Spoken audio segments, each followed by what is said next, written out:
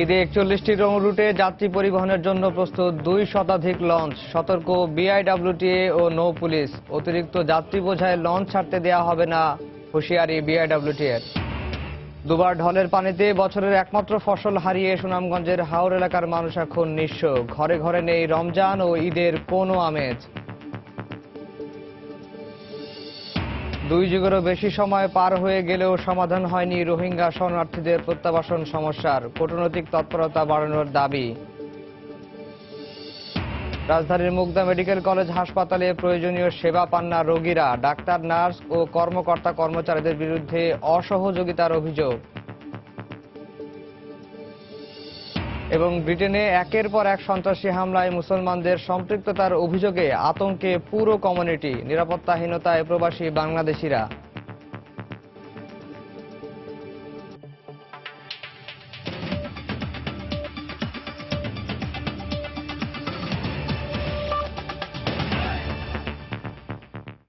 সময় সংবাদের সঙ্গে আছে আমি আফজাল হোসেন। ঈদের সড়ক ও রেলপথের পাশাপাশি রাজধানীর বড় একটি অংশই নদীপথে প্রিয়জনের টানে ঘরে ফেরেন।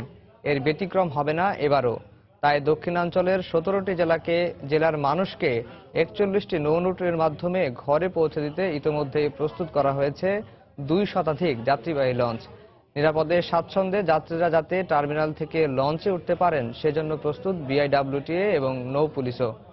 একদিনে সব গার্মেন্ট ছুটি না দেওয়ার আহ্বান জানিয়ে বিআইডব্লিউটিএ বলছে, এবার অতিরিক্ত যাত্রী বোঝাই কোনো লঞ্চ ছাড়তে দেয়া হবে না। মাহমুদ রাকিবের বিশেষ রিপোর্ট। সদরঘাটে চলছে শেষ মুহূর্তের প্রস্তুতি।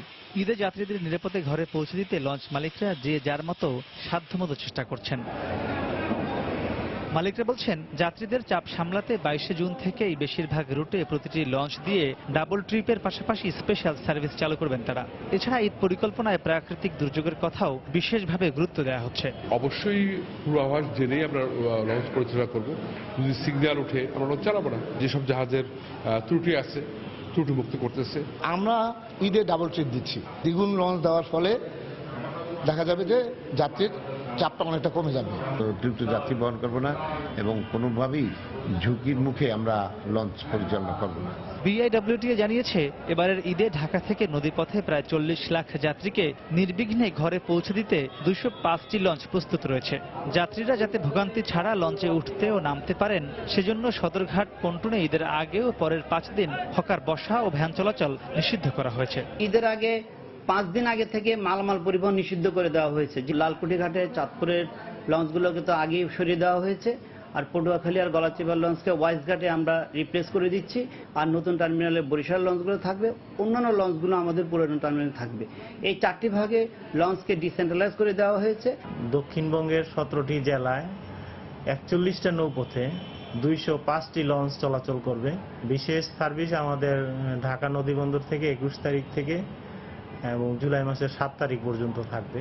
স্পিড বোট এবং ওয়াটার বাইক থাকবে টহলে, যাতে রাত্রিবেলা কোনো প্রকার বাল্কহেড বা কোনো মালামাল পণ্যবাহী কোনো নৌযান চলাচল করতে না পারে।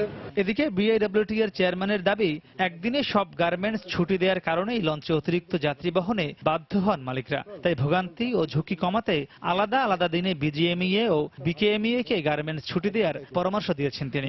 যারা মালিক পক্ষ আছেন, বিশেষ করে বিজিএমইএ এবং বিকেএমইএ এবং যে সমস্ত কলকারখানায় আমাদের শ্রমিকরা কাজ করেন, দক্ষিণাঞ্চলে যাবেন, তাদেরকে যেন ঈদের 10 দিন আগে পর্যায়ক্রমে ছাড়া হয়, একসঙ্গে না ছেড়ে। আনফিট কোনো লঞ্চ আমাদের ঘাট থেকে ছেড়ে না যায়। দক্ষ চালক দিয়ে যারা পরিচালনা করছেন তারা করছেন কিনা এই ব্যাপারে আমাদের ওখানে ম্যাজিস্ট্রেট থাকবে এবং আমরা কিন্তু মোবাইল কোর্ট পরিচালনা করব। তবে ঈদে নদীপথে নিরাপদ যাত্রা নিশ্চিত করতে সাধারণ যাত্রীদের সচেতনতা সবচেয়ে গুরুত্বপূর্ণ বলে মনে করেন সংশ্লিষ্টরা। মাহমুদ রাকিব, সময় সংবাদ, ঢাকা। সুনামগঞ্জের হাওর এলাকার মানুষ ভালো নেই। টানা বর্ষণ আর উজান থেকে নেমে আসা পাহাড়ি ঢলে পানি উন্নয়ন বোর্ডের নড়বড়ে বাঁধ ভেঙে হাজার হাজার হেক্টর জমির ধান তলিয়ে যায় এপ্রিলে। দুবার ঢলের পানিতে বছরের একমাত্র ফসল হারিয়ে কৃষকরা এখন অনেকটাই নিঃস্ব। এমন পরিস্থিতিতে রমজান ও ঈদের কোনো আমেজ নেই সেখানে। এক করুণ চিত্র এখন হাওর পাড়ের বেশিরভাগ মানুষের ঘরে ঘরে। হিমাদ্রি শেখর ভদ্রকে সঙ্গে নিয়ে ইকরামুল কবিরের 2 পর্বের ধারাবাহিক প্রতিবেদনের আজ দেখুন প্রথম পর্ব। ছবি তুলেছেন নৌশাদ আহমদ চৌধুরী। আমরা কেন ঈদে আসেনি, গরিব মানুষ কি দিয়ে ঈদ করে বলা মানে কইতেছে আনতো টাকা পয়সা নাই কি দানাম ঘর খাইতে হয় না, তখন কি দানাইতাম। তাহিরপুরের লোবা হাওর পাড়ের এই নারীর মনের কষ্ট এখন সুনামগঞ্জের হাওর পাড়ের মানুষের ঘরে ঘরে। হাওরগুলো পানিতে পরিপূর্ণ, নেই মাছ, নেই কাজও। অধিকাংশ হাওর পাড়ের মানুষ প্রতিদিন খাবার জোগানে একরকম ব্যর্থই বলা যায়। এমন পরিস্থিতিতে নিঃস্ব এসব মানুষের কাছে রমজান ও ঈদ শুধুই কষ্ট আর বেদনা। বাচ্চা কাচ্চারা একটা বুঝদা রাখতেছি আনমো করিয়া, মানে আর আনমুখী দেখা তো আর মিল নাই, রুজি রোজগারও নাই। এখন তো কোনো কামাই রুজির মাঝে কোনো টিয়া নাই, আর কেমনে ঈদ করুন। গাঙ্গের মধ্যে কাজ নাই, স্বামী কাজ করতারে না, ঈদ করাইতাম না, টাকা পয়সা নাই। অবশ্য সরকারের পক্ষ থেকে বিপন্ন মানুষের সহযোগিতা অব্যাহত রাখার কথা জানালেন এই কর্মকর্তা। পুনর্বাসনের চেষ্টা করছি আমরা, কিছু সেলাই মেশিন, কিছু টিন এইসব বিতরণ করব। সব মিলিয়ে এই দুঃসময়ে মানুষের ঈদটা যেন কিছুটা আনন্দময় করা যায় এই লক্ষ্যে সরকার কাজ করে যাচ্ছে। 30 মার্চ উজান থেকে নেমে আসা পাহাড়ি ঢলে এবং শনির হাওর ও পাকনা হাওরের পানি উন্নয়ন বোর্ডের বাঁধ ভেঙে তলিয়ে নষ্ট হয়ে যায় হাওরের প্রায় 2 লাখ হেক্টর জমির ফসল। আগামী বছরের বৈশাখে বোরো ধান ঘরে ওঠার আগ পর্যন্ত কোনো ধরনের সুসংবাদ নেই হাওরবাসীর জন্য। হাওর পাড়ের এই শিশুদের কাছে ঈদ কিংবা অন্য কোনো উৎসব এখন স্বপ্ন মাত্র। সুনামগঞ্জের তাহিরপুরের শনির হাওর থেকে ইকরামুল কবির, সময় সংবাদ। দীর্ঘ 2 যুগেরও বেশি সময় পার হয়ে গেলেও রোহিঙ্গা শরণার্থীদের প্রত্যাবাসন সমস্যার সমাধান হয়নি। তবে রোহিঙ্গারাও চায় সম্মানজনকভাবে নিজ দেশ মিয়ানমারে ফিরে যেতে। রোহিঙ্গাদের ফেরত পাঠাতে কূটনৈতিক তৎপরতা বাড়ানোর দাবি সংশ্লিষ্টদের। আর জেলা প্রশাসন জানান, মিয়ানমারের সঙ্গে সুসম্পর্ক বজায় রেখে রোহিঙ্গা সমস্যা সমাধানে সরকার কাজ করছে। সুজাউদ্দিন রুবেলের তথ্য ও মোহাম্মদ ফরাজের ছবি নিয়ে ডেস্ক রিপোর্ট। কক্সবাজারের উখিয়ায় কুতুপালং ও টেকনাফের নয়াপাড়ায় অবস্থিত 2টি রোহিঙ্গা ক্যাম্পে নিবন্ধিত শরণার্থীর সংখ্যা 32,000। এর বাইরেও প্রায় 5 লাখ অনিবন্ধিত রোহিঙ্গা শরণার্থী রয়েছে বলে ধারণা করা হলেও কোনো সংস্থার কাছেই নেই এর সঠিক পরিসংখ্যান। পাশাপাশি মিয়ানমারের সহিংসতা সহ নানা কারণে প্রতি বছরই বাড়ছে রোহিঙ্গা শরণার্থীর সংখ্যা। অনিয়ন্ত্রিত রোহিঙ্গা বসবাস ও নানা অবৈধ কর্মকাণ্ডে জড়িয়ে পড়ার ফলে জেলার আইন শৃঙ্খলা পরিস্থিতির অবনতি সহ আর্থসামাজিক অবস্থার উপর বিরূপ প্রভাব পড়ছে বলে অভিযোগ স্থানীয়দের। বৃত্তি থেকে শুরু করে এমন কোনো অপরাধ নেই যা রোহিঙ্গারা করতেছে না। বিভিন্ন স্কুল, কলেজ, মাদ্রাসা, ইউনিভার্সিটিতে, বেসরকারি ইউনিভার্সিটিতে লেখাপড়া করে তারা আমাদের দেশের নাগরিকত্ব হয়ে যাচ্ছে। আমরা এই রোহিঙ্গাদের অত্যাচারে কিন্তু কক্সবাজারের মানুষ, উখিয়া টেকনাফের মানুষ কিন্তু খুবই অসহায় অবস্থায় দিন যাপন করছে। রোহিঙ্গারাও বলছে সম্মানজনক প্রত্যাবাসন হলে নিজ দেশে ফিরে যেতে চান তারা। রোহিঙ্গার হক চাই দি আর বিদেশে লয়ে যায় আর রাজ্য কোটাহাটি বিল্ডিং বাড়ি করে দিবে, ইয়ান আর না চাই। আমরা মেমে তো এসেছি, আমরা শুধু মেমে যাব, আমরা এখানে থাকতে পারবো না। সরকার যদি আমাদের রোহিঙ্গা মানি লয় তাহলে আমরা দেশে চলে যাব। এই অবস্থায় রোহিঙ্গা প্রত্যাবাসন সংগ্রাম পরিষদ আন্তর্জাতিক সংগঠনগুলোর ভূমিকা প্রশ্নবিদ্ধ উল্লেখ করে রোহিঙ্গাদের ফেরত পাঠাতে কূটনৈতিক তৎপরতা বাড়ানোর দাবি জানিয়েছে। আমাদের একটাই দাবি, শরণার্থী পরিচয়ে যারা রয়েছে এবং নতুন করে যারা এসেছে তাদেরকে অবিলম্বে আন্তর্জাতিক সংস্থা এবং আন্তর্জাতিক শক্তির সহায়তায় তাদেরকে প্রত্যাবাসন করা হোক। মিয়ানমারের সাথে সুসম্পর্ক বজায় রেখে রোহিঙ্গা সমস্যা সমাধানে পররাষ্ট্র মন্ত্রণালয় কাজ করছে বলে জানান জেলা প্রশাসক। আমাদের যে ঐতিহাসিক ভিত্তি, ঐতিহাসিক যে সম্পর্ক, সেই বিষয়গুলিকে সামনে রেখে মায়ানমারের সাথে সম্পর্ক অটুট রেখে এই বিষয়গুলি কিভাবে সমস্যা সমাধান করা যায় সেই বিষয়গুলি নিয়ে কাজ করা হচ্ছে। আর আরআরসির দেয়া তথ্য মতে 1992 সালের শুরুর দিকে মিয়ানমার থেকে বাংলাদেশের শরণার্থী প্রবেশ শুরু হয়। সময় সংবাদ, কক্সবাজার। সময় সংবাদে আরো থাকছে, বন্দরে পণ্য খালাসের চাপে ঢাকা চট্টগ্রাম রুটে ট্রাক ও কারভার্ট ভ্যান ভাড়া বেড়ে দ্বিগুণ। অসহায় রফতানিকারকরা, যানজটের দোহায় পরিবহন মালিকদের।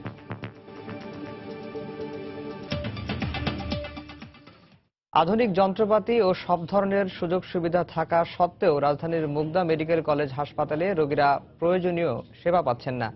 বেশিরভাগ সময়ে পাওয়া যায় না ডাক্তার, নার্স, এমনকি হাসপাতালের কর্মকর্তা কর্মচারীদেরও। অভিযোগ রয়েছে, রোগী দেখার চেয়ে ব্যক্তিগত কাজে বেশি ব্যস্ত থাকেন তারা। রোগীদের সঙ্গে দুর্ব্যবহার ও অনিয়মের অভিযোগ রয়েছে চিকিৎসকদের বিরুদ্ধে। নুরুল আলম নয়নের তোলা ছবিতে ওবায়দুল্লাহ মামুনের রিপোর্ট। ডাক্তার মারা গেছে, সকাল 8টা থেকে 5টা আনছে, আইনারা এক রুমের ভিতরে ঢুকায়া আরে কি করছে না করছে কে স্যারাই জানে, কইরা মাইরা লাইছে। এরকম অসংখ্য অভিযোগ রয়েছে রাজধানীর মুগদা মেডিকেল কলেজ ও হাসপাতালের ডাক্তার, নার্স ও কর্মকর্তাদের বিরুদ্ধে। হাসপাতালের তথ্য কর্মকর্তার বসার জন্য সুবিশাল ও পরিপাটি জায়গা থাকলেও দেখা মেলেনি তথ্য কর্মকর্তার। সময় টেলিভিশনের পরপর 3 দিনের অনুসন্ধানে দেখা গেছে তথ্য কেন্দ্র থেকে শুরু করে হাসপাতালের জরুরি বিভাগ ও বিভিন্ন ওয়ার্ডে অযত্নে ফাঁকা পড়ে আছে অধিকাংশ বেড। সরকারি হাসপাতালের যেখানে রোগীর ভিড় সামলাতে হিমশিম খেতে হয়, সেখানে সুবিশাল এই ফাঁকা জায়গার নীরবতা দেখে বোঝার উপায় নেই এটি সরকারি কোনো হাসপাতাল। ডাক্তারের কাছে নাস্তা খেতে আমরা নিচে নেমে আয়া পড়ছি। বাইরে তো ওনাকে দেখাতে দেয়, উনি তো আমাকে দেখে, হাত দিয়ে দেখে, আমার পেশাটা মাপে, আমার বাচ্চার পজিশন থেকে ওইটা দেখে, কিন্তু এখানে আর কিছুই দেখে না। ভুল চিকিৎসার মৃত্যু ও ভোগান্তির অভিযোগ রয়েছে হাসপাতালটির চিকিৎসকদের বিরুদ্ধে। গলা দিয়ে রক্ত আসছে আর কি, এতদিন হয়ে গেছে এখনো ঢুক দিতে পারে না। ডাক্তার ঠিক মতন আপনার রুমে থাকে না, ঘুমতে বেড়ে যায়। এসব বিষয়ে হাসপাতালের পরিচালক আজিদুর নাহারের কাছে জানতে চাইলে গণমাধ্যমকে এড়িয়ে যান তিনি। আমার সাথে কথা বলবেন, কি ধরনের কাজ করবেন, লিখিত দেবেন। রাজধানীর মুগদার এই সুবিশাল হাসপাতালটিতে চিকিৎসক, কর্মকর্তা, কর্মচারী সবই রয়েছে, কিন্তু রোগীরা অভিযোগ করছেন তাদের ব্যক্তিগত সময় বেশিরভাগ সময় পার করছেন চিকিৎসকরা। এমন অবস্থায় প্রশ্ন আসতেই পারে, তাহলে সরকার প্রতি বছর স্বাস্থ্য খাতে যে 1000 কোটি টাকা বরাদ্দ দেন তা কাদের পেছনে ব্যয় করা হয়?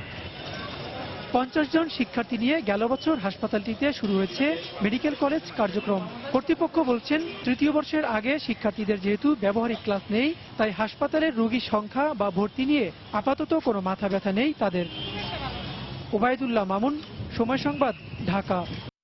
জাতীয় সম্প্রচার কমিশনের কাছে নিবন্ধনের বিধান রেখে জাতীয় অনলাইন গণমাধ্যম নীতিমালা 2017-তে অনুমোদন দিয়েছে মন্ত্রিসভা। গতকাল জাতীয় সংসদের মন্ত্রিপরিষদ সভাকক্ষে প্রধানমন্ত্রী শেখ হাসিনার সভাপতিত্বে অনুষ্ঠিত মন্ত্রিসভার নিয়মিত বৈঠকে অনুমোদন দেওয়া হয়। নতুন এই নীতিমালা অনুযায়ী সম্প্রচার কমিশনই নির্ধারণ করবে অনলাইন পত্রিকার নিবন্ধন ফি সহ পরিচালনার অন্যান্য নিয়মাবলী। বৈঠক শেষে মন্ত্রিপরিষদ সচিব জানান, জাতীয় সম্প্রচার নীতিমালার সাথে সমন্বয় করা হবে নতুন এই নীতিমালার। টেলিভিশন, রেডিও কিংবা মুদ্রিত সংবাদপত্র সহ প্রচলিত গণমাধ্যমের পাশাপাশি সময়ের চাহিদা ও প্রযুক্তির প্রসারে দেশে গত 10 বছরে গড়ে উঠেছে প্রায় 2000-এরও বেশি অনলাইন গণমাধ্যম, যার বেশিরভাগই সংবাদ ভিত্তিক নিউজ পোর্টাল। তথ্য মন্ত্রণালয়ের হিসাব অনুযায়ী এখন পর্যন্ত সংবাদ প্রকাশের অনুমতির জন্য আবেদন পড়েছে প্রায় 1800 অনলাইন গণমাধ্যমের। দ্রুত প্রসার পাওয়া এই মাধ্যম পরিচালনায় এতদিন কোনো নীতিমালা না থাকলেও এই প্রথম জাতীয় অনলাইন গণমাধ্যম নীতিমালা প্রণয়ন করল সরকার। সোমবার জাতীয় সংসদে প্রধানমন্ত্রী শেখ হাসিনার সভাপতিত্বে অনুষ্ঠিত মন্ত্রিসভার বৈঠকে এতে অনুমোদন দেয়া হয়। বৈঠক শেষে সচিবালয়ে মন্ত্রিপরিষদ সচিব জানান, সম্প্রচার কমিশনের আওতায় পরিচালিত হবে এসব প্রতিষ্ঠান। সম্প্রচার কমিশন নামে একটা কমিশনের প্রস্তাব করা হয়েছে। জাতীয় সম্প্রচার আইনটা যখন পাশ হবে তখন ওই কমিশনটা এক্সিস্টেন্সে চলে আসবে। ওই কমিশনের কাছ থেকে নিবন্ধন নিতে হবে যারা এই অনলাইন গণমাধ্যম পরিচালনা করবে। অনলাইন গণমাধ্যম প্রতিষ্ঠানের কোনো তথ্যপত্র যদি কোনো নাগরিক বা প্রতিষ্ঠানের অধিকার ক্ষুণ্ণ করে, কাউকে যদি আহত করে, তিনি অভিযোগ করবেন কমিশনের কাছে। নিবন্ধন ফি সম্প্রচার কমিশনই চূড়ান্ত করবে জানিয়ে তিনি বলেন, টেলিভিশন, রেডিও কিংবা মুদ্রিত গণমাধ্যমগুলোর অনলাইন সংস্করণের জন্য আলাদা কিংবা নতুন নিবন্ধন প্রয়োজন না হলেও নতুন অনলাইন প্রতিষ্ঠানের ক্ষেত্রে নিবন্ধন করতে হবে। সম্প্রচার কমিশন প্রতিষ্ঠার আগ পর্যন্ত অনুমোদন সংক্রান্ত এসব বিষয় তদারকি করবে তথ্য মন্ত্রণালয়। যারা পত্রিকা ব্যবহার করে তাদের যদি অনলাইন ভার্সন প্রয়োজন হয়, তাহলে তাদের নতুনভাবে নিবন্ধন করতে হবে না। তারা ওই যে আগের যে 73 সালের আইনে নিবন্ধন করেছেন সেটা কন্টিনিউ করবে, তবে এই তথ্যটা কমিশনকে জানাতে হবে। প্রায় 1800 মতো তথ্য মন্ত্রণালয়ে এনলিস্টেড হয়েছে, ওটা ওই পূর্ণাঙ্গ নিবন্ধন করবে কমিশন যখন আসবে। এছাড়াও সভায় কৃষিকাজে ভূগর্ভস্থ পানি ব্যবস্থাপনা আইন 2017 এর খসড়ায় চূড়ান্ত অনুমোদন দেয়া হয়। পাশাপাশি পার্বত্য অঞ্চলে পাহাড় ধসে নিহত 160 জনের মৃত্যুতেও শোক প্রস্তাব গ্রহণ করে মন্ত্রিসভা। তাদের উদ্দেশ্যে মন্ত্রিসভা শোক প্রস্তাব গ্রহণ করে। দেবাশিস রায়, সময় সংবাদ, ঢাকা। জাতীয় সংসদের বাজেট আলোচনায় গতকাল সরকার দলীয় এমপিদের তোপের মুখে পড়েন অর্থমন্ত্রী আবুল মাল আব্দুল মুহিত। আওয়ামী লীগের প্রেসিডিয়াম সদস্য শেখ ফজলুল করিম সেলিম অর্থমন্ত্রীর তীব্র সমালোচনা করে বলেন, বিভিন্ন সময়ে তার বিভিন্ন বক্তব্যের কারণে সরকারকে বিব্রত হতে হয়। অপরদিকে প্রস্তাবিত বাজেটকে নির্বাচন বিরোধী উল্লেখ করে সংসদ সদস্য ও আওয়ামী লীগের যুগ্ম সাধারণ সম্পাদক মাহবুবুল আলম হানিফ বলেন, অর্থমন্ত্রী সবকিছুর ওপর গণহারে অযৌক্তিকভাবে ভ্যাট আরোপ করেছেন। পৃথিবীর কোথাও যার নজির নেই। এবারে উনি ভ্যাট করেছেন প্রায় গণহারে সবকিছুর উপর ভ্যাট আরোপ করেছেন। এই ভ্যাট পৃথিবীর কোন ইতিহাসে একটি খাত থেকে এক বছরের ব্যবধানে 30% আয়কর আয় বা রেভিনিউ এটা ইনক্রিজ করা যায় না। আমার স্পিকার, এটা কোনো যৌক্তিক হতে পারে না। ব্যাংকে জমা টাকার উপর যে আবদারি শুল্ক ধার্য করেছেন, কি কারণে, কার স্বার্থে, কার পরামর্শ অর্থমন্ত্রী এটা করেছেন আমার বোধগম্য নয়।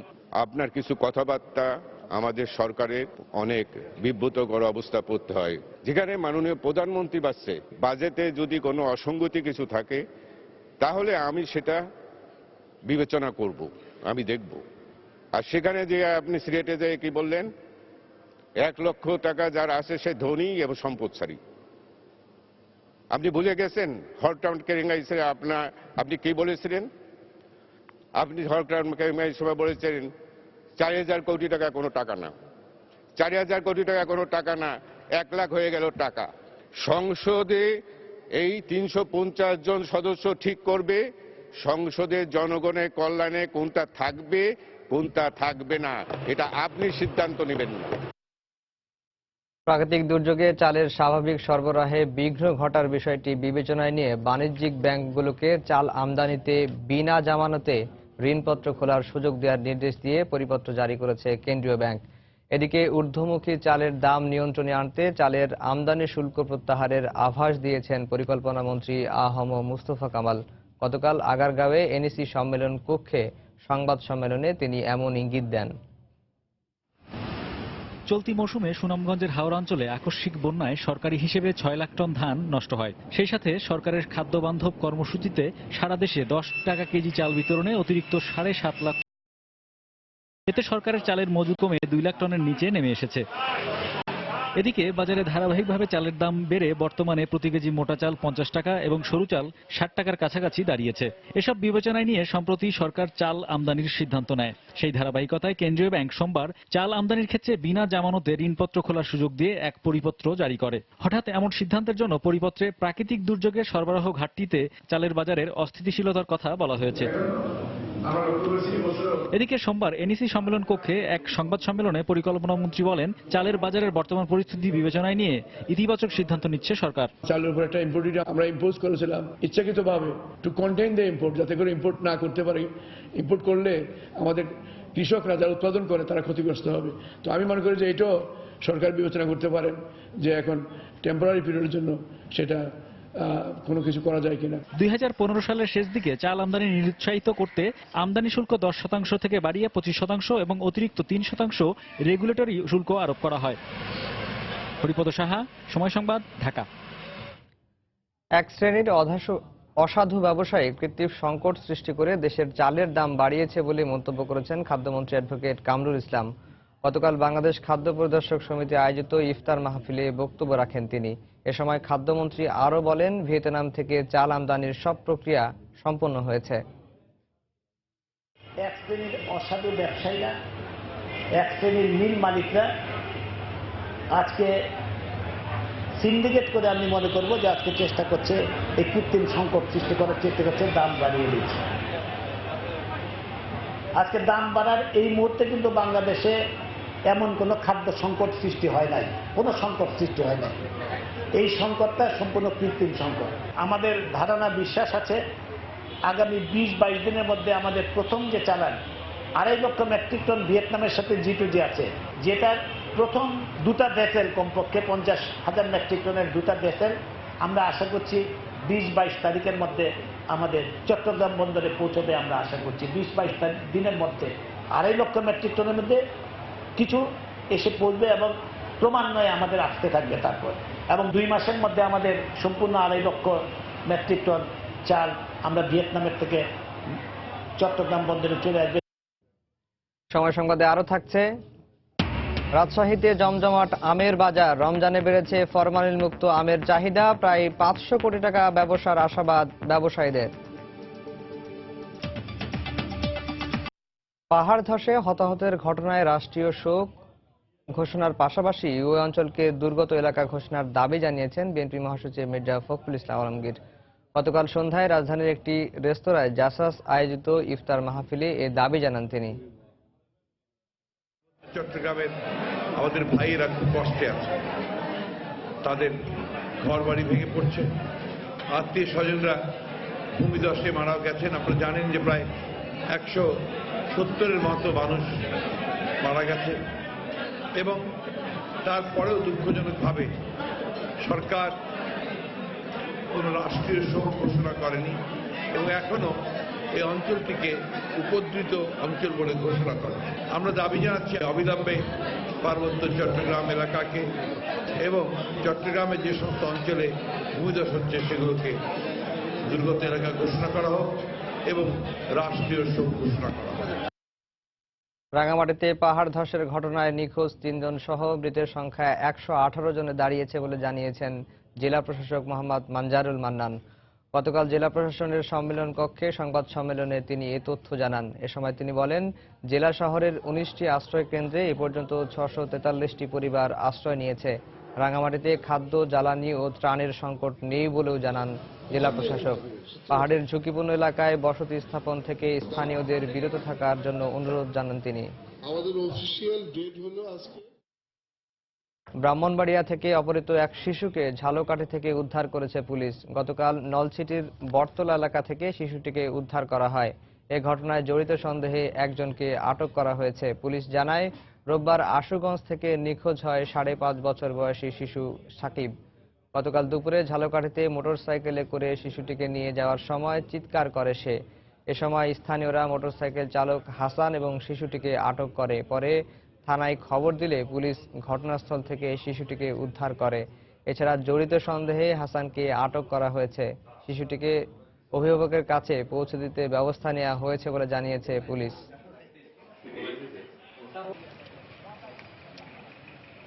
বাচ্চাটিকে আমরা পাচারের উদ্দেশ্যে অন্য কোথাও নেওয়ার সময় আমরা উদ্ধার করেছি। স্থানীয় একজন মহিলা আমাদেরকে বাচ্চাটির সম্বন্ধে তথ্য জানানোর পর আমরা সেখানে আমাদের ফোর্স পাঠিয়েছি এবং সেখানে পাচারকারী সহ বাচ্চাটিকে আমরা উদ্ধার করেছি। টাঙ্গাইলে যাত্রীবাহী একটি বাসের সঙ্গে ট্রাকের সংঘর্ষে বাসের সুপারভাইজার নিহত হয়েছেন। এতে আহত হয়েছেন বাস চালক অন্তত 10 যাত্রী। সকালে মির্জাপুর উপজেলার ঢাকা টাঙ্গাইল মহাসড়কের পাকুল্লা এলাকায় এই দুর্ঘটনা ঘটে। পুলিশ জানায়, চট্টগ্রাম সেনানিবাস থেকে শ্যামলী পরিবহনের একটি বাসে ঈদের ছুটিতে পাবনা যাচ্ছিলেন সেনাবাহিনীর সদস্যরা। মির্জাপুরে বাসটি নিয়ন্ত্রণ হারিয়ে প্রচণ্ড গতিতে রড বোঝা একটি ট্রাকের পেছনে ধাক্কা দেয়। এতে বাসটি দুমড়ে মুচড়ে গেলে ঘটনাস্থলে বাসের সুপারভাইজার নিহত হন। আহত হন 10 জন। আহতদের উদ্ধার করে টাঙ্গাইল মেডিকেল কলেজ হাসপাতালে ভর্তি করা হয়েছে। এদিকে দুর্ঘটনার পর ঢাকা টাঙ্গাইল মহাসড়কে তীব্র যানজটের সৃষ্টি হয়।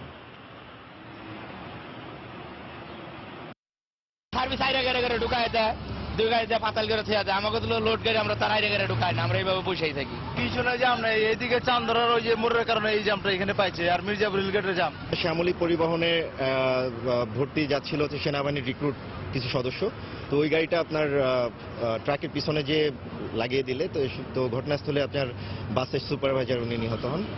আর বর্তমানে এখন যান চলাচল স্বাভাবিক আছে, কোনো সমস্যা নেই। তো আর আহত কিছু সদস্য আছে, হয়তোবা সেনাবাহিনীর রিক্রুট সদস্য 8-10 জন। ঈদকে সামনে রেখে পছন্দের পোশাকের সঙ্গে মিল রেখে গহনা কিনছেন অনেকেই।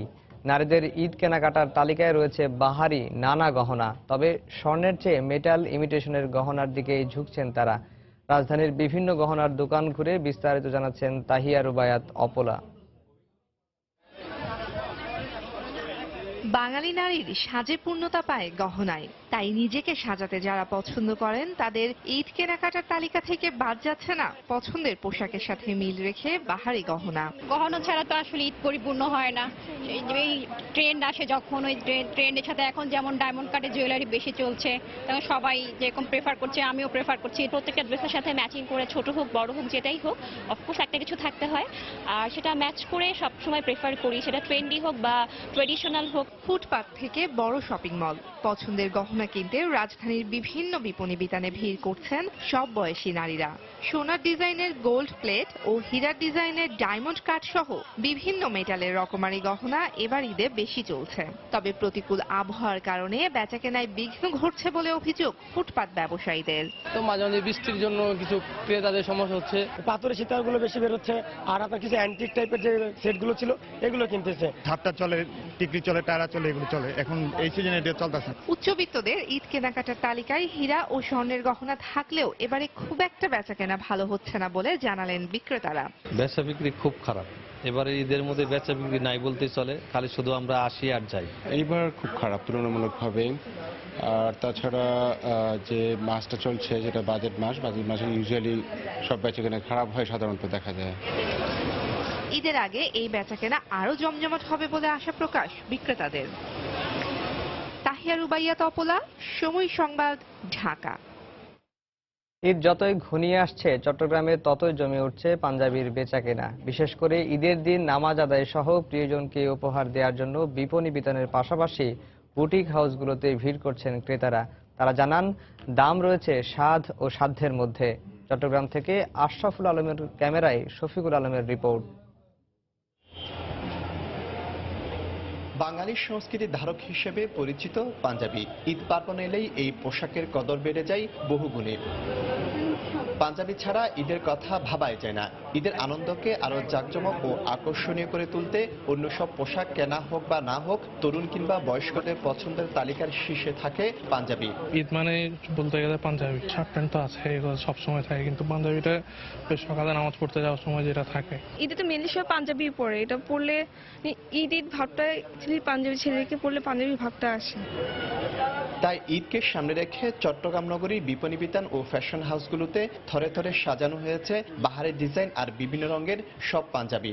নজর কাড়া সব নকশা, কারুকাজ আর দৃষ্টিনন্দন এসব পোশাক কিনতে শেষ মুহূর্তে মার্কেটগুলোতে বেড়েছে মানুষের ভিড়। দামও আছে নাগালের মধ্যে। কালেকশন ভালোই, আগে গিফটের জন্য নেওয়া হয়েছে, এখন আরো নিতে আসছি গিফটের জন্য। রিজনেবল প্রাইস, যথেষ্ট অন্যান্য দোকানের চাইতে সবকিছু একসাথে আছে, প্রাইসও খারাপ না, ক্রয় ক্ষমতার মধ্যে আছে। এবার ঈদের বাজারে বেশি চোখে পড়ে একটু খাটো আর লম্বাটে দুই ধরনের পাঞ্জাবি। রঙের মধ্যে হোয়াইট, অফ হোয়াইট ও একরঙা একটু বেশি। এছাড়া হালকা কাজ ও জমকালো পাঞ্জাবির চাহিদাও আছে বাজারে। ঈদ গরমে হওয়ায় সুতির কাপড়ের চাহিদা বেশি বলে জানালেন দোকানিরা। কেসিসের, রাগার, ঘোষালের বিভিন্ন ব্র্যান্ডের ডিজাইনের পাঞ্জাবি আসছে আমাদের। এভারেজ কালার সবগুলো চলতেছে, বাট গরম তো বেশি, সেজন্য কটন চলতেছে। এবার কাবলি আসছে নতুন আপনার, তারপর ক্যাজুয়াল আসছে, কিছু পার্টি ওয়্যার আসছে।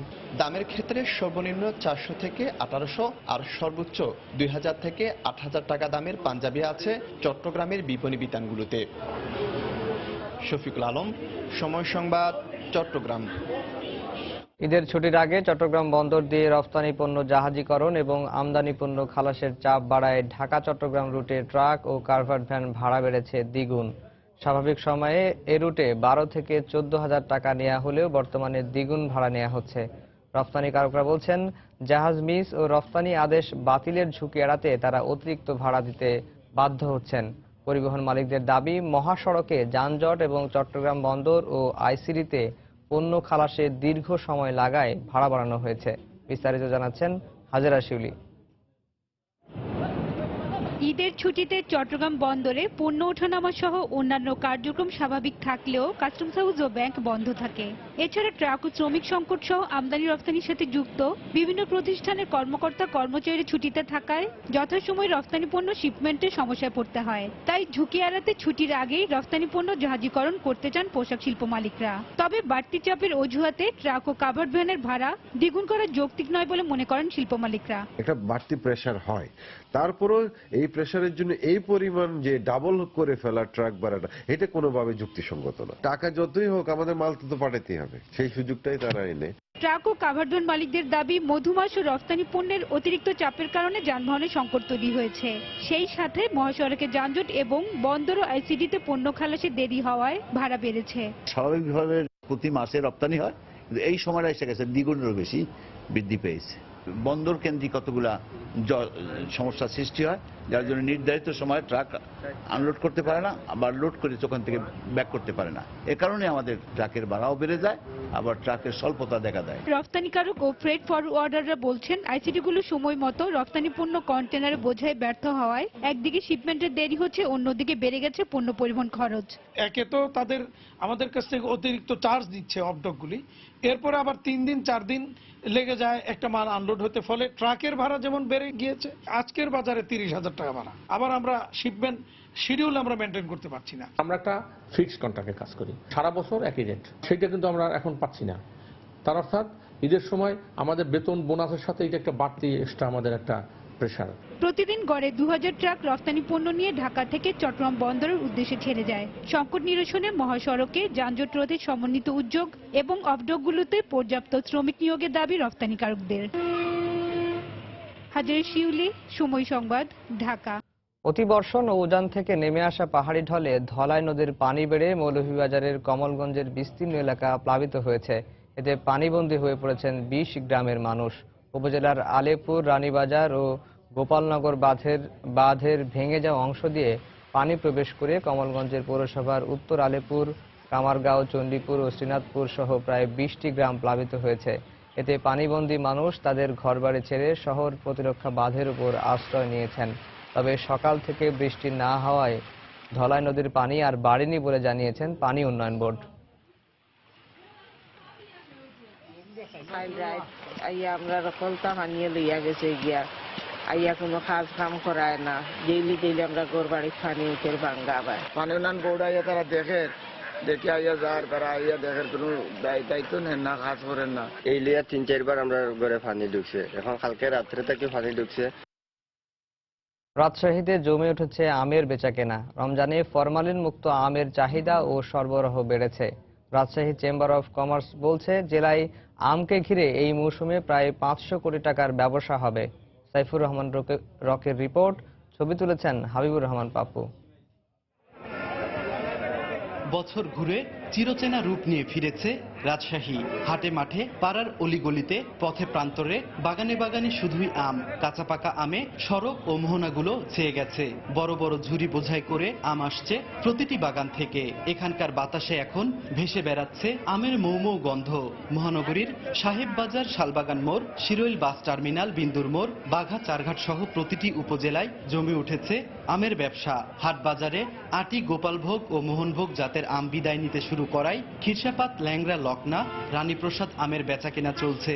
বাজারটা একটু ভালো, গন্ডগোল হচ্ছে না, গালি নিচ্ছে, আম বেচে খুব শান্তিতে আছি। বর্তমান আমের যে মূল্য আছে, যদি এই মূল্য থাকে তাহলে কোনো কৃষক লস খাবে না। গোপালটাই শেষের পথে, আর এই যে কিছু আঠি আম আছে ওইটাও শেষের পথে। সামনে উঠবে ধরেন ন্যাংরা, হিমসাগর, এই লকনা। আর বাজারে ফরমালিন মুক্ত সুস্বাদু আম কিনতে পেরে সন্তুষ্ট ক্রেতারা। অরিজিনাল আম কেনার জন্য এই হাটে চলে আসছি। সাধারণ ক্রেতারা এখানে এসে অনেক উপকৃত হচ্ছে, ভালো আম পাচ্ছে। জেলার ব্যবসায়ী নেতারা জানান, আমকে ঘিরে এই মৌসুমে প্রায় 500 কোটি টাকার ব্যবসা হয়। রাজশাহীর আমের কোয়ালিটি অনেক উন্নত মানের এবং বিভিন্ন জাতের আম পাওয়া যায়। এটা রাজশাহী বাংলাদেশের চাহিদা পূরণ করে আমরা বিভিন্ন সময় বিদেশে যে আমাদের এক্সপোর্টও কিছু আমাদের এক্সপোর্ট শুরু হয়েছে। ব্যবসায়ীরা জানান, 8 দিন 10 পর বাজারগুলোতে উঠবে ফজলি ও আম্রপালি এবং জুলাইয়ের মাঝামাঝিতে পাওয়া যাবে পরিপক্ক আশিনা জাতের আম। জেলার 17,000 হেক্টর জমির বাগানে 2 লাখ মেট্রিক টন আম উৎপাদন হবে বলে আশা করছে কৃষি বিভাগ। সাইফুর রহমান রকি, সময় সংবাদ, রাজশাহী। জাতিসংঘ মহাসচিব অ্যান্টনিও গুতেরেজের সঙ্গে সৌজন্য সাক্ষাৎ করেছেন বাংলাদেশের পররাষ্ট্র সচিব শহীদুল হক। রোববার নিউ ইয়র্কে অনুষ্ঠিত এক বৈঠকে জাতিসংঘ মহাসচিব বাংলাদেশের অর্থনৈতিক প্রবৃদ্ধি, দুর্যোগ প্রতিরোধ, সক্ষমতা ও ঝুঁকি ব্যবস্থাপনার ভূয়সী প্রশংসা করেন। শান্তি রক্ষায় ভূমিকা রাখার জন্য তিনি বাংলাদেশের প্রতি কৃতজ্ঞতা প্রকাশ করেন। জাতিসংঘ শান্তিরক্ষা কার্যক্রমে সেনা ও পুলিশ সদস্য প্রেরণকারী অন্যতম দেশ হিসেবে বাংলাদেশের প্রধানমন্ত্রী শেখ হাসিনাকে সাধারণ পরিষদের অধিবেশনের সময় অনুষ্ঠেয় সার্কেল অব লিডার বৈঠকে আমন্ত্রণ জানানো হবে বলে জানান অ্যান্টনিও গুতেরেজ। এসডিজি বাস্তবায়নের অগ্রগতিতে বাংলাদেশের সামনের কাতারে আসবে বলেও আশাবাদ ব্যক্ত করেন তিনি।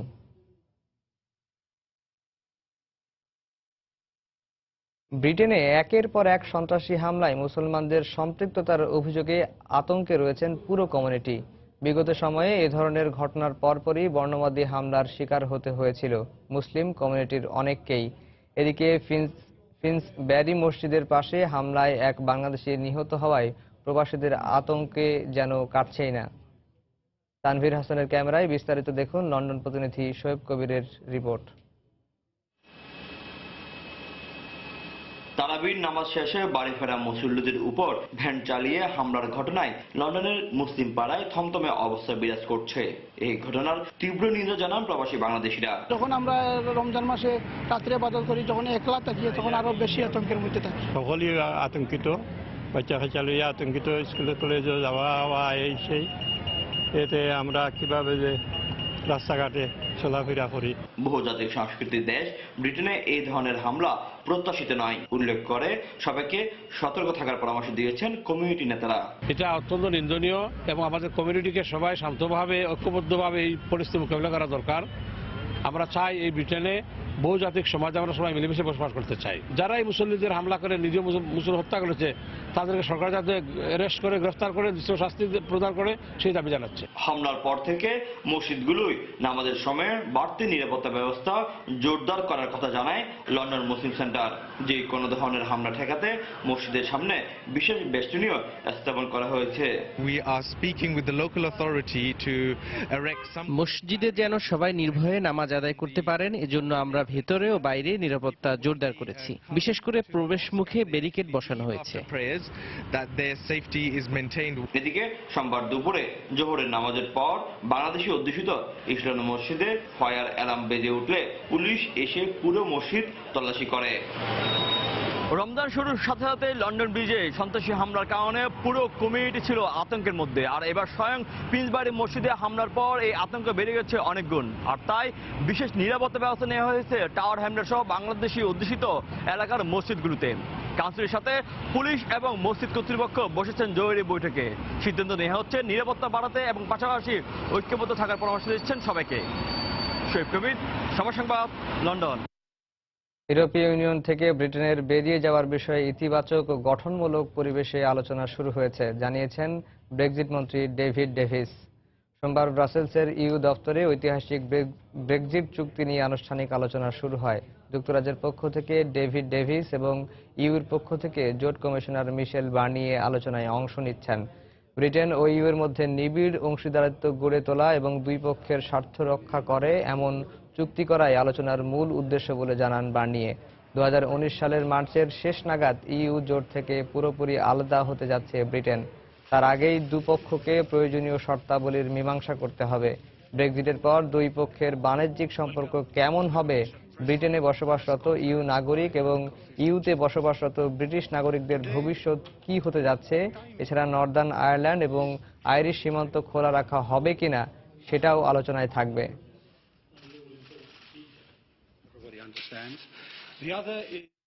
চ্যাম্পিয়ন্স ট্রফির সেরা একাদশ ঘোষণা করেছে ইন্টারন্যাশনাল ক্রিকেট কাউন্সিল আইসিসি। এতে আছেন বাংলাদেশের ড্যাশিং ওপেনার তামিম ইকবাল। সেরা একাদশের নেতৃত্বে পাকিস্তানের অধিনায়ক সরফরাজ খান। চ্যাম্পিয়ন্স ট্রফির এই একাদশ বেছে নেওয়ার দায়িত্বে ছিলেন English great Michael Atherton, Sourav Ganguly, Ramiz রাজা ও উইজডেন অ্যালমানাকের সম্পাদক লরেন্স বুথ। নির্বাচকরা বেছে নেন তাদের চোখে পুরো টুর্নামেন্টের সেরা 11 জন ক্রিকেটারকে। তবে ফাইনালে পাকিস্তানের ফকর জামান দুর্দান্ত সেঞ্চুরি করায় ওপেনিংয়ে নয়, তামিমের পজিশনে হয়েছেন ওয়ান ডাউনে। কিছুদিন আগেও ক্রিকেট অস্ট্রেলিয়ার সেরা একাদশে ছিলেন দেশ সেরা ওপেনার তামিম ইকবাল। চ্যাম্পিয়ন্স ট্রফির সেরা একাদশে হলো এমনটাই। Shikhar Dhawan, Fakhar Zaman, Tamim Iqbal, Virat Kohli, Joe Root, Ben Stokes, Sarfaraz Ahmed, Adil Rashid, Junaid Khan, Bhuvneshwar Kumar ও টুর্নামেন্ট সেরা পেসার হাসান আলী। দ্বাদশ ক্রিকেটার হিসেবে রাখা হয়েছে নিউজিল্যান্ডের অধিনায়ক কেন উইলিয়ামসনকে।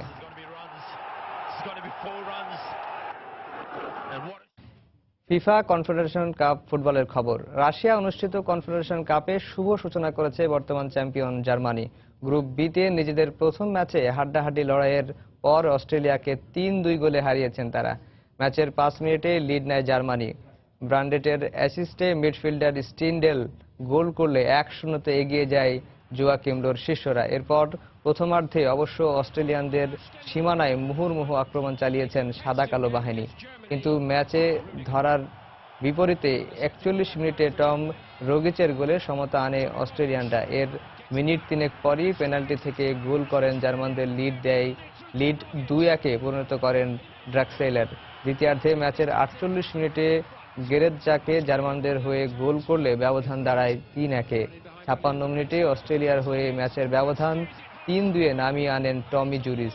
শেষ পর্যন্ত ম্যাচে আর কোনো গোল না হওয়ায় আসরে অস্ট্রেলিয়ার বিপক্ষে 3-2 গোলে জয় নিয়ে শুভ সূচনা করল ডায়মন্ডস শার্করা। এই পর্যায়ে শীর্ষ সংবাদ জানিয়ে দিচ্ছি আরেকবার। ঈদে 41টি নৌরুটে যাত্রী পরিবহনের জন্য প্রস্তুত 2 শতাধিক লঞ্চ। সতর্ক বিআইডব্লিউটিএ ও নৌ পুলিশ। অতিরিক্ত যাত্রী বোঝায় লঞ্চ ছাড়তে না দেওয়ার হুঁশিয়ারি। দুবার ঢলের পানিতে বছরের একমাত্র ফসল হারিয়ে সুনামগঞ্জের হাওর এলাকার মানুষ এখন নিঃস্ব। ঘরে নেই রমজান ও ঈদের কোনো আমেজ। 2 যুগেরও বেশি সময় পার হয়ে গেলেও সমাধান হয়নি রোহিঙ্গা শরণার্থীদের প্রত্যাবাসন সমস্যার। কূটনৈতিক তৎপরতা বাড়ানোর দাবি। রাজধানীর মুগদা মেডিকেল কলেজ হাসপাতালে প্রয়োজনীয় সেবা পান না রোগীরা। ডাক্তার, নার্স ও কর্মচারীদের বিরুদ্ধে অসহযোগিতার অভিযোগ। এবং ব্রিটেনে একের পর এক সন্ত্রাসী হামলায় মুসলমানদের সম্পৃক্ততার অভিযোগে আতঙ্কে পুরো কমিউনিটি। নিরাপত্তাহীনতায় প্রবাসী বাংলাদেশিরা। এই ছিল এখনকার মতো। যে কোনো খবর পেতে ভিজিট করুন সময়নিউজ.tv। যে কোনো বাংলা লিংক ও রবি নম্বর থেকে সময় সংবাদের খবর, অনুষ্ঠান সম্পর্কে জানতে এবং যে কোনো তথ্য সময় সংবাদকে জানাতে ডায়াল করুন 16242 নম্বরে। এছাড়া এইমাত্র পাওয়া খবর মোবাইলে পেতে SMS করুন *BN লিখে পাঠিয়ে দিন 16242 নম্বরে। সঙ্গে থাকুন সময়ের।